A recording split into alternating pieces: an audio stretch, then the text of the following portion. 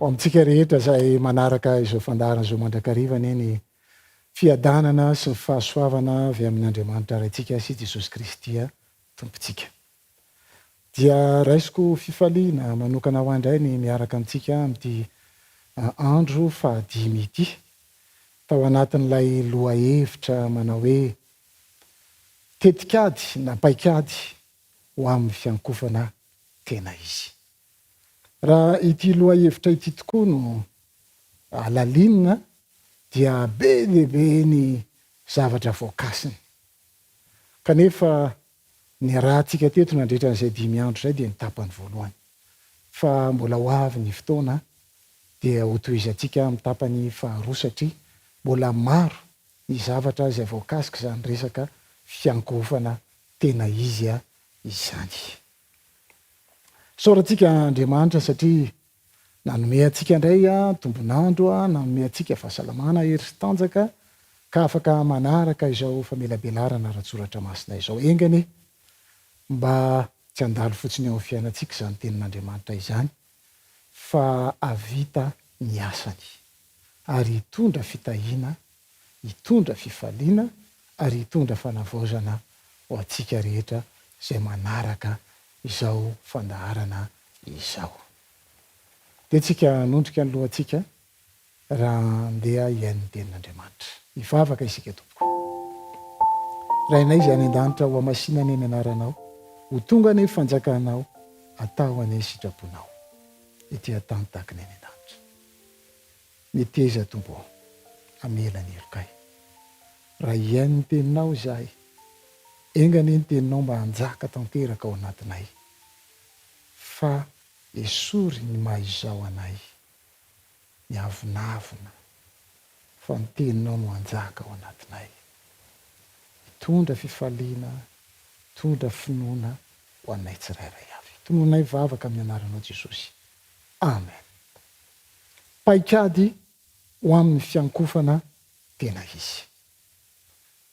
Averintsika ny zavatra efa hitantsika hatramin'izay dia ny hoe aoka ho tsaroantsika mandrakariva rehefa miresaka fiankofana dia tadidio fa misy hery mifanandrina ao. Andriamanitra miantso ny olony mba hiakohaka eo aminy. Satana koa etsekilany dia miantso ny olony ihany koa izy mba hiakohaka eo aminy. Manana ny azy izy. Aoka ho tsapantsika ka eto dia raha miantso Andriamanitra manasa antsika hiankohaka eo aminy dia misy tanjona tian'Andriamanitra ho tratrarina eo amin'ny fiainako sy ny fiainanao. Tadidio tsara ilay tantaran'ny zanak'Israely. Vao afaka tamin'ny ranomasina mena dia efa nanadino an'Andriamanitra. Isaky ny manao fahagagana eo amin'ny fiainan'ny zanak'Israely Andriamanitra dia mora amin'izy ireo anefa ny manangana omby lahy kely volamena. Mora amin'izy ireo ny manadino an'Andriamanitra. Ary amin'ny maha-Andriamanitra fitiavana an'Andriamanitra dia miantso antsika foana izy mandrakariva mba hiankohaka eo aminy.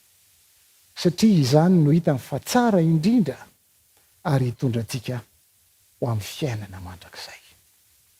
Ny famonjentsika fotoam-pivavahana zany dia tokony hanampy antsika ho any amin'ny fiainana mandrakizay. Ny fiankofana dia zavatra hoentina, asetry, avaly ny famonjena nataon'i Kristy. Tadidio zany zay fa rehefa manatrika fotoam-pivavahana ianao dia hoe inona mba entinao? Asetry, avaly ny famonjena amin'ny maha-Andriamanitra pahary sy mampamonjy azy. Izay ataontsika. Miteboka fahatelo dia hoe tadidio mandrakariva fa tsisy mipetraka ho spectateur na mijery fotsiny rehefa ao anatin'ny fotoam-pivavahana fa tokony handray anjara avokoa isika. Tsy voatery hiakatra eny amin'ny toerana hitarihana ny fotoam-pivavahana akory ianao ny atao hoe mandray anjara fa eo am-pitoerana eo ianao ny dabilio misy anao dia afaka mandray anjara amin'ny alalan'ny lelanao, amin'ny alalan'ny sainao, amin'ny alalan'ny fanatitra izay nentinao, amin'ny alalan'ny firana, amin'ny alalany vavaka ka tsy hialina maina eo amin'izany toerana zany ianao fa ny fitahin'Andriamanitra no anaraka anao eo amin'ny androm-piainanao rehetra.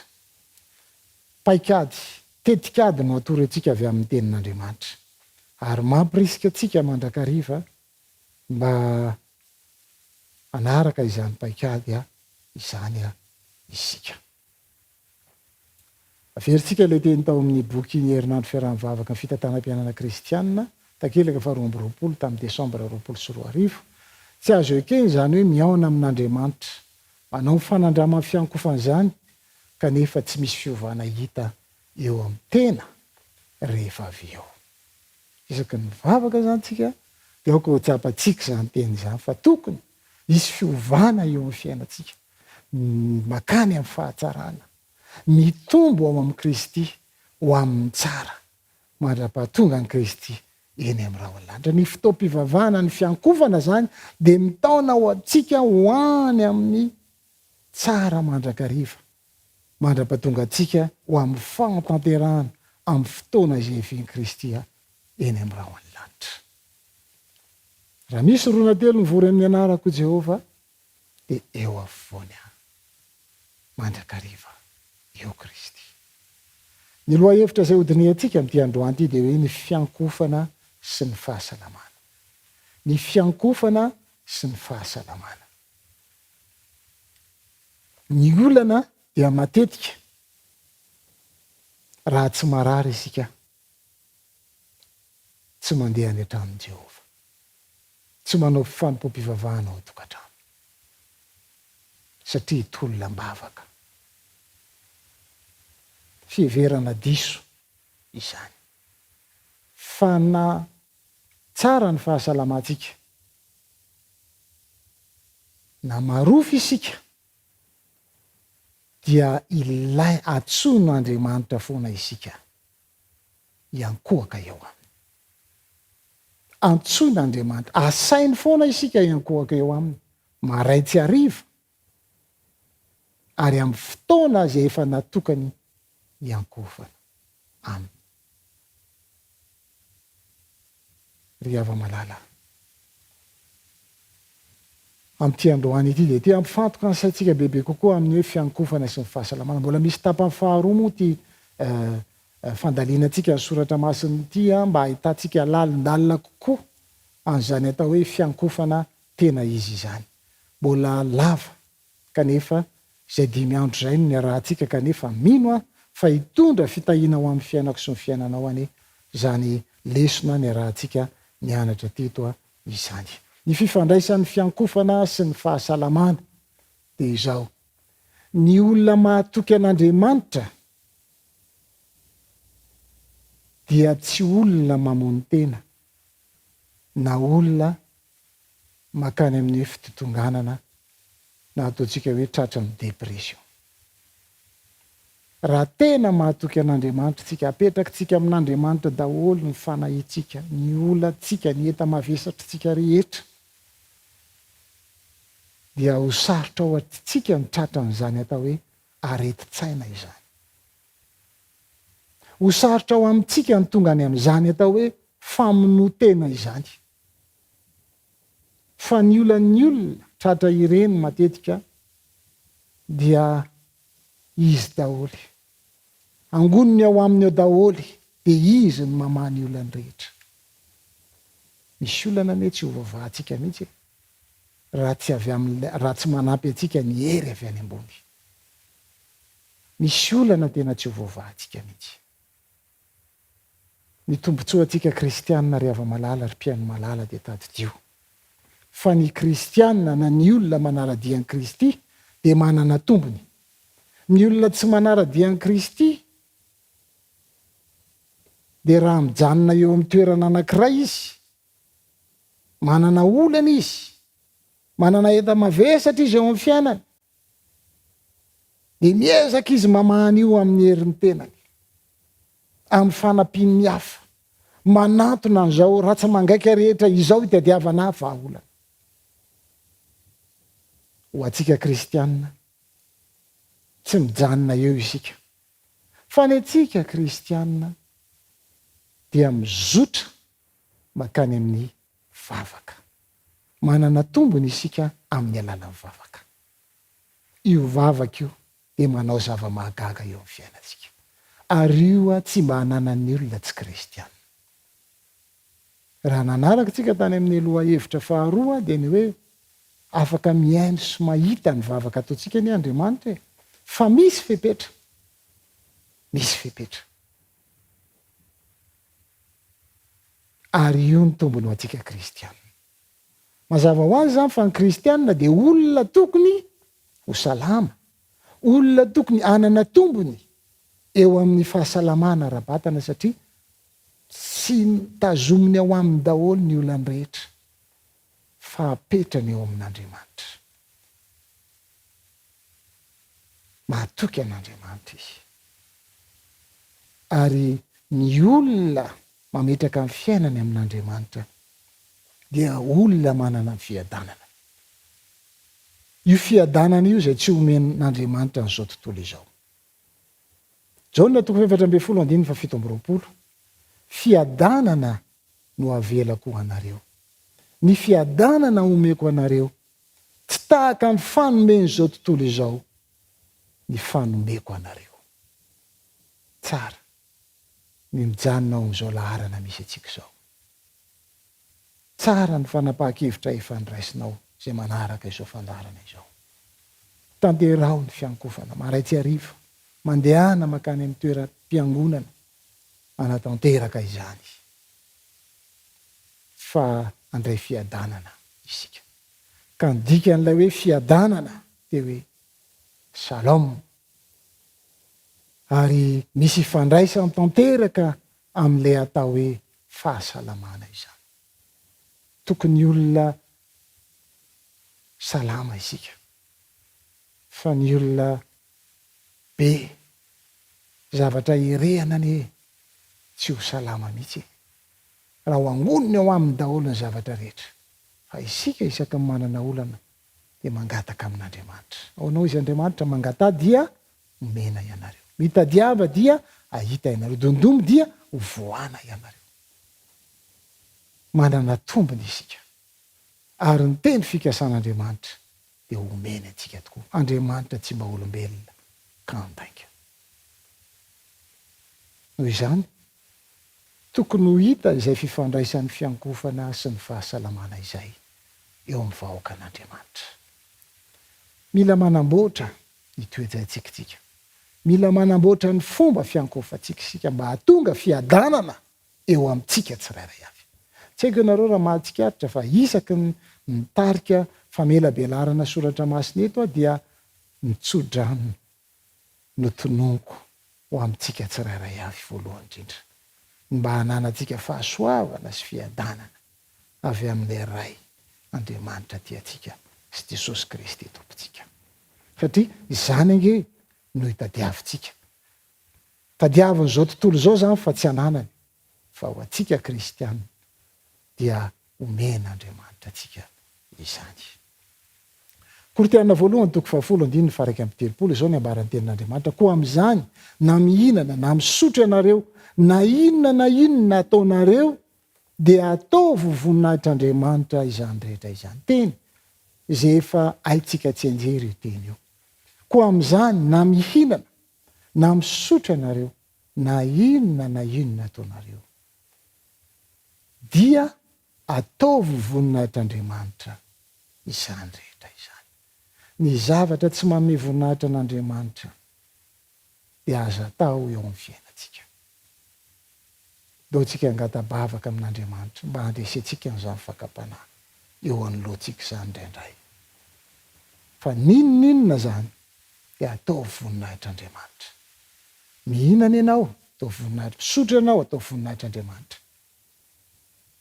Ninona ataonao, matory ianao atao voninahitr'Andriamanitra.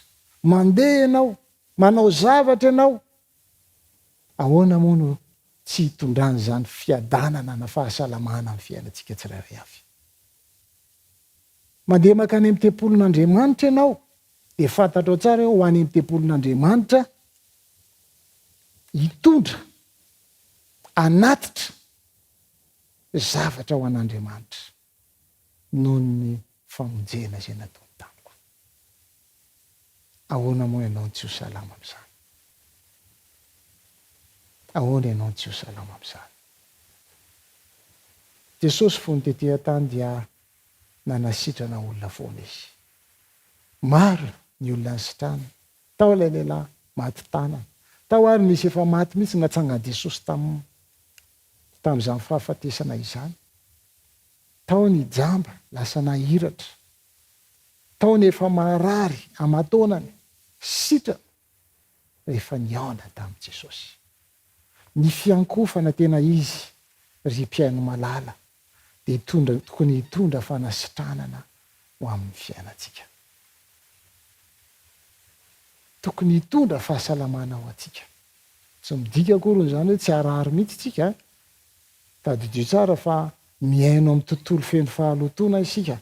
Tadidio tsara fa miaino amin'ny tontolo feno aretina itsika, ohatra zany zao ilay Covid-19 teo reny. Tsy maintsy mety tratra an'ireny isika. Fa izao ny fiankofana dia manampy atsika hanome hery mba hahafahantsika manana fahasalamana eo amin'ny asana ny rahantompo antsika eo amin'ity tany ity. Aza mieritreritra ny toetra mandrakizay eto amin'ity tany ity tsika. Fa mandalo ihany zao fiainana zao. Ary men'Andriamanitra irakitsika ny anasoa, ny hitondra fahazavana ho an'izao tontolo izao. Ary rehefa vita zany asan'ny rahantompo antsika izany, dia hiara hitoetra any amin'ilay fiainana mandrakizay isika tsirairay avy. Mandritra ny fotoana izay arahantsika miasa amin'Andriamanitra, dia izany no hanome fahasalamana antsika. Izany ahatanteraka ny tsara rehetra eo amin'ny fiainantsika. Koritianina voalohany 9:7-10. Ahoana ary? Moa tsy fantatrareo fa ny tenanareo dia tempolo fanahy masina izay ao anatinareo sady efa azonareo tamin'Andriamanitra, ka tsy tompony tenanareo ianareo, fa olom-boavidy ianareo, koa dia mankalaza an'Andriamanitra amin'ny tenanareo. Manomboka androandro mpiaino malala, olona efa novidiany Kristy tamin'ny rany ianao. Fony mbola tsy ary ny fanorenana an'izao tontolo izao, dia efa nifidy ianao Kristy. Tianao izy. Mankalaza an'Andriamanitra amin'ny tenantsika isika. Aoka isika mba ahita fiadanana eo amin'izao fiankofana fanompoam-pivavahana ataontsika izao. Ozy nivaky ny teny anankiray, ny fiankohofana izay mifototra amin'ny ara-panahy dia manefy mba hamora ny fifandraisantsika amin'Andriamanitra sy ahatakarantsika ny momba azy. Ny fiankofana izay mifototra amin'ny ara-panahy.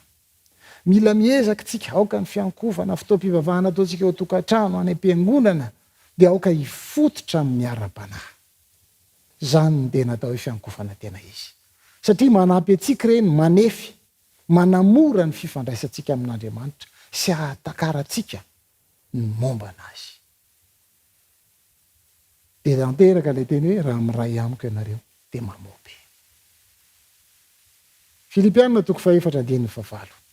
Farany rahalahy, na inona marina, na inona manakaja, na inona mahitsy, na inona madio, na inona mahateo tia, na inona tsara laza raha misy antsara-panahy, ary raha misy dera dia vero izany.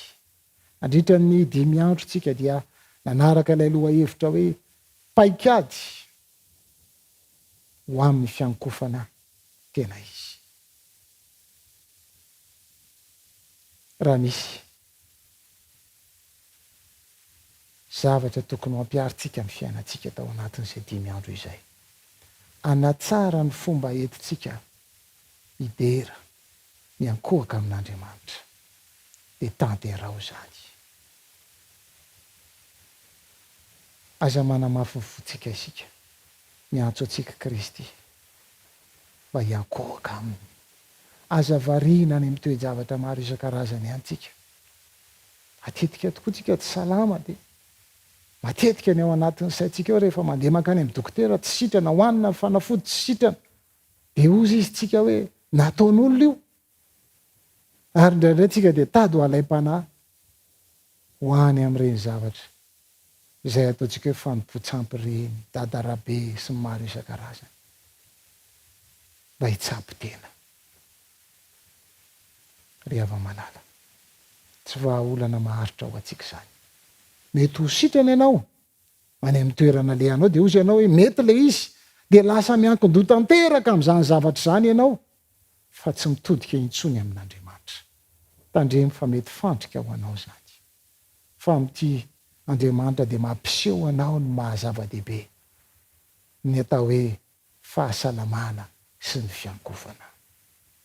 Maranantsika anazy de niteny eo amin'ny epistily 3 nosoratan'i Jaona de ny 5:2 ry malala mangataka ao mba ambinina sy ho salama amin'ny zavatra rehetra ny ianao tahaka izay anambinana amin'ny fanahinao ihany. Fa afaka ho atsika teny fikasana ho atsika engane ianao zay manaraka izao famelabelarana ratsoratra masina izao a dia mba ho ambinina sy ho salama amin'ny zavatra rehetra. Tompony hitahy atsika tsirairay avy ary ahita fifaliana isika eo ny fotoam-pivavahana rehetra zay ataontsika na ao an-tokantrano na any amin'ny fiangonana dia ahita fifaliana, ahita ny tavan'i Jehova isika ary andalo midinga ny fibebahana tokoa ho amintsika rehetra ny fiadanan'ny tompo. Amen. De tsika nodrika ny lohantsika hivavaka. Ray masino nandritra ny 5 andro izay dia niana nandinika ny loha hevitra mba ananana paikady mba ho amin'ny fiankofana tena izy. Notrandrahana tamin'ny alalan'ny teninao izany. Tompo malalo ampio izay mba hitoetra ho mahatoky amin'ny teninao ka engany ny teninao mba tsy ala aminay raha tsy efa mahavita ny asany. Hitondra fitahiana ho an'ny ankonanay, hitondra fitahiana ho an'ny fiangonanay ary hitondra fitahiana ho an'ny hafa io koa satria rehefa mandray ny teninao izay de izara izany fahazavana izany ho an'ny hafa. Engane mba omba sy hitahanay mandrakariva ianao ary ianao ihany koa ny amin'ny fahasalamana ho anay eo amin'izany fanatanterahana ny asanao izany ka dia mahatoky izay fa ianao ny ala tanteraka ny tsara indrindra. Tononay vavaka amin'ny anaranao Jesosy. Amen.